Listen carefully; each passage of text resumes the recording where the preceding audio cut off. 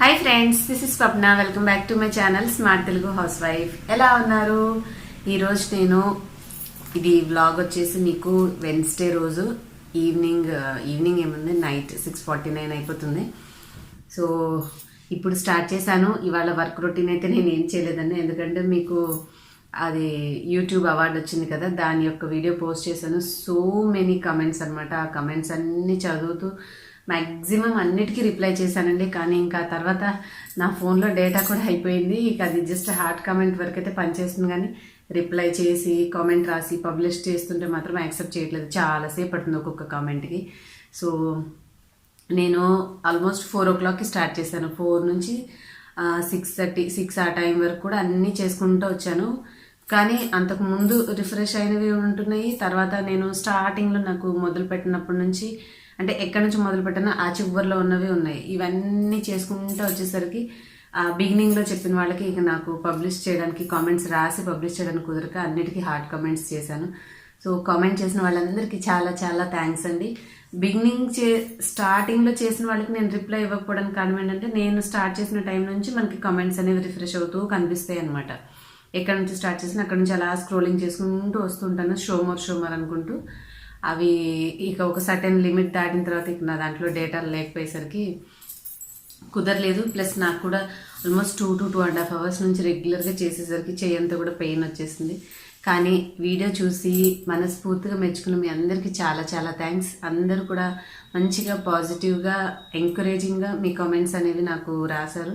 చాలా హ్యాపీ అనిపించింది. కొంచెం పెయిన్ అనిపించినా కూడా ఒక్కొక్క కామెంట్ చదివినప్పుడు రిప్లై చేయాలని అనిపిస్తుంది. సో కొన్నిటికి ఓపిక చేసుకుని రాయగలిగాను, కొన్నిటికి అలా మామూలుగా హార్ట్ కామెంట్ చేసుకుంటూ వచ్చాను.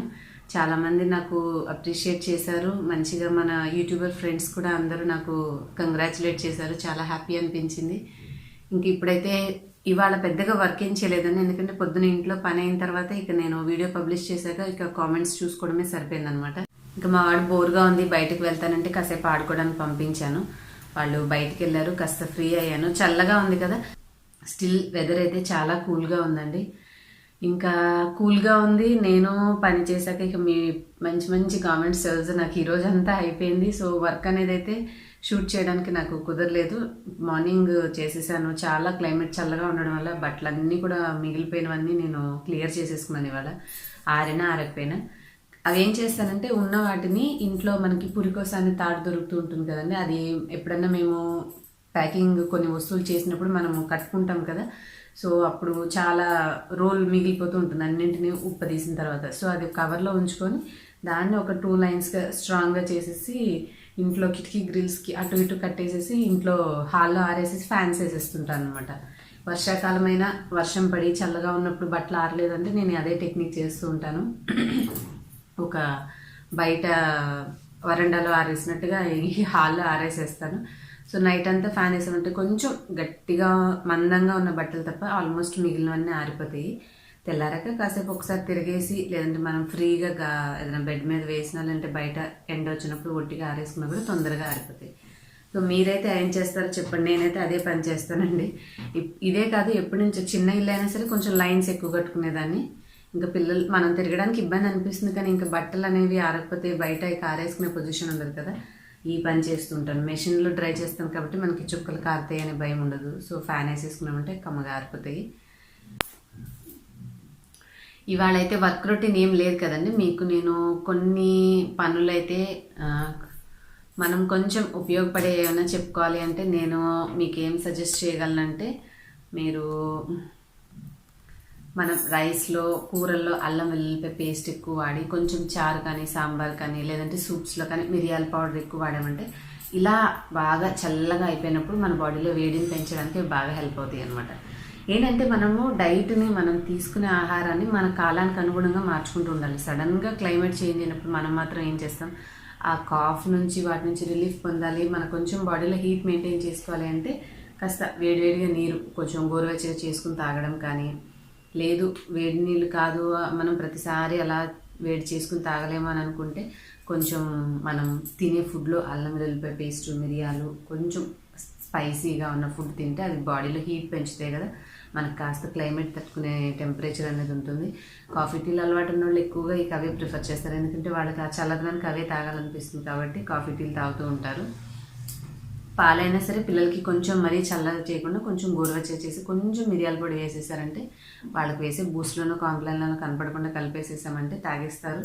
సో దట్ వాళ్ళకు కూడా మనకి ఆ వేడిని తట్టుకునే శక్తి అనేది లోపల మనకి ఇమ్యూనిటీ ఉంటుంది.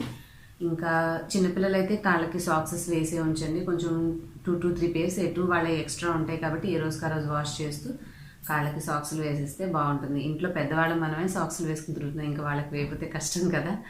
సో చిన్నపిల్లలు ఉంటే ఆ చిన్న కేర్ తీసుకోండి. ఇంకా పెద్ద పిల్లలు అయితే వాళ్ళు మనం చెప్పినా వినరు, బయటకు వెళ్తారు, తిరుగుతారు, జలుబు దగ్గు తెచ్చుకొని మళ్ళీ మనకే ప్రాబ్లం క్రియేట్ చేస్తారు. ఇంకేమున్నాయండి సంగతులు? ఈరోజు అయితే వర్క్ చేయడానికి ఏం లేవు, కాకపోతే ఇగో సర్దాలంటే బోల్డ్ అని గందరగోళాలు ఉన్నాయి. మా వాడు వర్క్ చేసుకోరా అంటే టేబుల్, బ్యాగు, అది డస్టరు అన్నీ తీసి బెడ్ మీద పెట్టాడు. చేస్తే బోల్డ్ అంత పని ఉంది, కానీ ఏం చేస్తాము. ఇంకొకటి, ఈరోజు మార్నింగ్ బ్రేక్ఫాస్ట్ టైంలో నేను చపాతీ చేసామని చెప్పాను కదండి, మా వాడు ఏం చేశాడు, ఆ చపాతీల మీద ప్రయోగాలు చేసి ఒక సింపుల్ రెసిపీని కనుక్కున్నాడు అనమాట. తనకి వంట చేయడం అంటే మగపిల్లవాడైనా కూడా కొంచెం నాకు మమ్మీ ఇలా చేయి మమ్మీ, నీ సబ్స్క్రైబర్స్ బాగా చూస్తారు, అలా చేయమంటూ నాకు సలహాలు కూడా ఇస్తూ ఉంటాడు అనమాట. ఒరే ఏంట్రా వారే వాళ్ళు చెఫ్ లాగా తయారవుతావు ఏంటి అని నేను అప్పుడప్పుడు కామెడీగా అంటూ ఉంటాను. బట్ చాలా ఇన్నోవేటివ్గా ఆలోచిస్తూ చిన్న చిన్న సలహాలు అయితే ఇస్తాడు. కాకపోతే చిన్నోడు కదా, ఇంకొంచెం ఎంకరేజ్ చేసామంటే మరీ ఎక్కువ చేస్తారు అనమాట. వాళ్ళు చూసుకోకుండా ఏ చెయ్యో ఏదో కాల్చుకున్నారంటే తలకాయ నొప్పి అని చెప్పి నేను ఎంటర్టైన్ చేయను, కానీ నేను కాస్త తనని ఎలా చేయాలి. కానీ అమ్మో నాకంటే ఎక్కువగా వంట చేసేయడానికి రెడీగా ఉన్నాడు.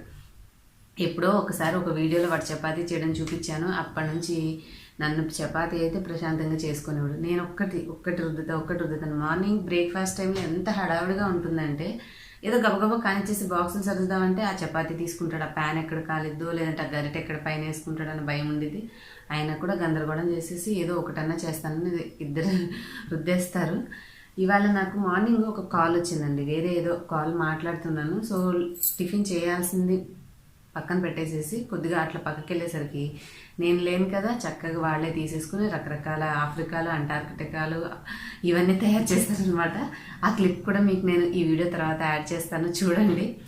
కొంచెం నేను సరదాగా ఉంటుందని అది యాడ్ చేశాను. ఏంటి చిన్నపిల్లలు కదా, అందులో మీరు చాలామంది ఫ్యామిలీని చూపించండి అంటున్నారు. ఫ్యామిలీని చూపించడానికి మా వారికి పెద్దగా ఇష్టం ఉండదండి, ఆయనకి కెమెరాలో కనపడము.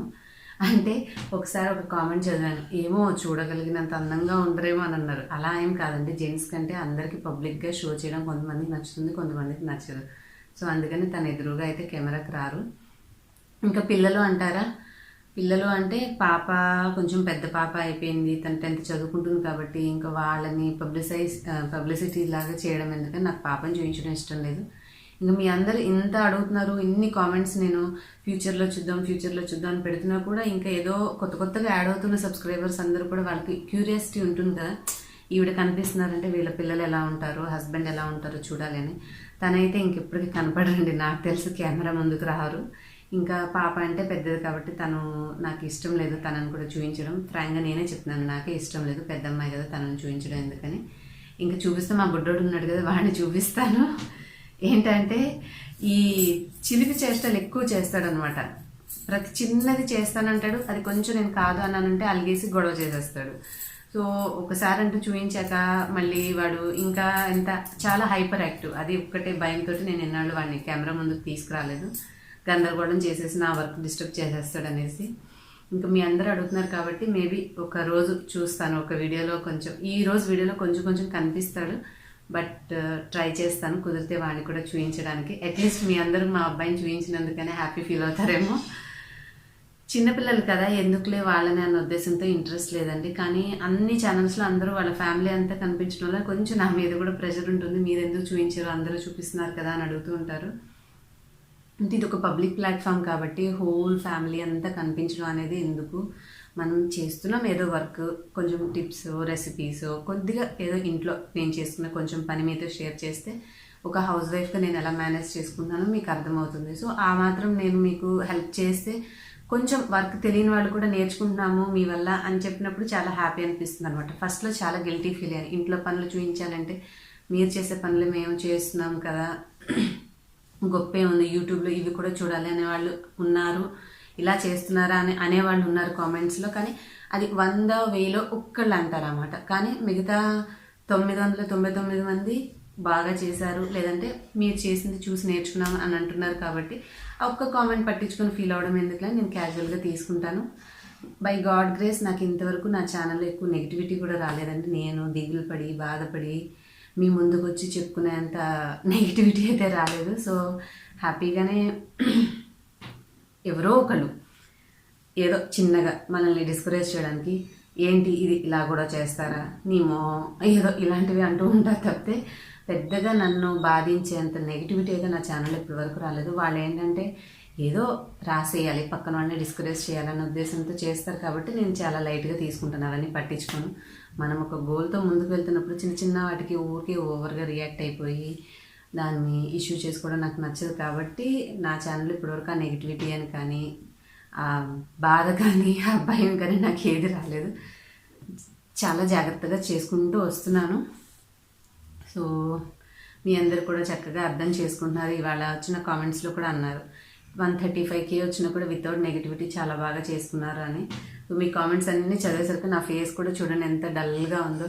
అలా కెమెరా ముందు అది ల్యాప్టాప్ ముందు కూర్చొని అన్నీ చేతనైనంత వరకు ల్యాప్టాప్లో చేశాను. ఇక మిగిలినవన్నీ హార్ట్ కమెంట్స్ మొబైల్లో చేసేసాను. ఆ వర్క్ అయిపోయింది. కాస్త చల్లగా ఉంది కదా, కొంచెం హీట్ బీట్ చేయడానికి కాఫీ చేసుకుంటాను. మీతోటి ఇక బ్లాగ్లో కాసేపు మాట్లాడాలనిపించింది. ప్రతిరోజు పని అంటే ఒక్కొక్కసారి కుదురుతుంది. ఈ క్లైమేట్కి మీరైనా ఒక్కొక్కసారి బద్దకించి వదిలేస్తూ ఉంటారు కదా, అబ్బాయి ఏముందిలే కొంచెం గిన్నెలు ఉదయం కడిగేద్దాం, లేదంటే అబ్బాయి ఈ బట్టలు తర్వాత మడితేద్దాం అని. అలాగా నేను కూడా అలా కదలకుండా కూర్చొని మీతో చిట్ చాట్ వీడియో లాగా పెట్టేశాను అనమాట. దీని తర్వాత నేను మా అబ్బాయి చేసిన క్లిప్ అనేది యాడ్ చేస్తాను, చూడండి. అట్లీస్ట్ మీకు ఆ మాత్రాన కొంచెం చూపించినందుకు మీరు డిసాటిస్ఫై అవ్వకుండా హ్యాపీ ఫీల్ అవుతారని ఆ కొద్దిగా నేను షూట్ చేశాను అనమాట. హోప్ మీ అందరికీ ఈ వీడియో నచ్చుతుందని అనుకుంటున్నాను. సో ఆ క్లిప్ కూడా చూసేసాక మాట్లాడుకుందాం. ఇగోండి, నేను ఫోన్ చెప్పాను కదా, ఫోన్ మాట్లాడుతుండే లోపల టిఫిన్ టైం అయిపోతుంది, మా అమ్మాయి ఫోన్లో మాట్లాడితే త్వరగా రాదని చెప్పి కలిపిన పిండిని చిన్న చిన్న బాల్స్లా చేసేసాడు. ఇంకా వాళ్ళ డాడీని హెల్ప్ తీసుకుంటే, ఎందుకంటే మనము పెద్దవాళ్ళు లేకుండా స్టవ్ దగ్గరికి రానేమో కదా, అందుకని వాళ్ళ డాడీని లాక్కొచ్చేసి స్టవ్ ఆన్ చేయించుకొని చపాతీలు చేస్తున్నాడు. చూడండి, పెద్ద ఎక్స్పర్ట్ లాగా చేస్తాడనమాట. ఏదో ఒకరోజు వదిలేసే టైప్ అయితే అనుకోవచ్చు, కానీ ప్రతిరోజు చేస్తానని అంటాడు. చూడండి ఏ రేంజ్లో షేప్స్ రెడీ చేశారు. ఒకటి చిన్నగా, ఒకటి పెద్దగా మందంగా రుద్దేశారు. నేను వీడియో షూట్ చేస్తున్నానని చెప్పినా కూడా తను మైండ్ సెట్ అంతా అమ్మయ్య ఈ చపాతీ ఇవాళ చేసుకోవడం నాకు ఇచ్చింది చాలు అన్న ఆనందంలో ఉన్నాడు. కానీ మమ్మీ నన్ను షూట్ చేస్తుందా, కెమెరాలో చూపిస్తుందా ఏం పట్టించుకోకుండా తన వర్క్ తను అయితే బిజీగా చేసుకుంటున్నాడు. మొత్తం చేసి మళ్ళీ అతికిచ్చేసాడు రోల్ చేసి.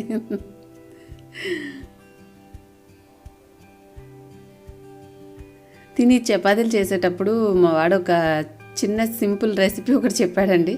నేను ఈసారి ఏదైనా చెప్పేటప్పుడు మీకు ఇంక్లూడ్ చేస్తాను, ఎందుకంటే తను లాస్ట్ మూమెంట్లో మీకు షూట్ చేసిన క్లిప్ అంతా అయిపోయాక ఆ ఐడియా తను చివరిలో ఒక చపాతీని నా ఇష్టం వచ్చినట్టు చేసుకుంటానంటే ఇచ్చేసాను అనమాట. సో ఒక చిన్న మోడిఫికేషన్ చేసి చేసుకున్నాడు. మేబీ అలా ఇస్తే పిల్లలందరికీ నచ్చుతుందేమో. నేను నెక్స్ట్ ఒక చిన్న రెసిపీగా కానీ లేదంటే మీకు వ్లాగ్లో కానీ చూపిస్తాను. ఈ క్రెడిట్ అంతా మాత్రం మా వాడికే వెళ్తుంది, నేనైతే ఆలోచించింది కాదు. తను చెప్పాడనమాట ఈ చపాతీలు ఇలా చేసుకుంటూ. తను చేసింది నేను షూట్ చేయలేదు కాబట్టి ఇంక అందుకని మీకు చెప్పట్లేదు.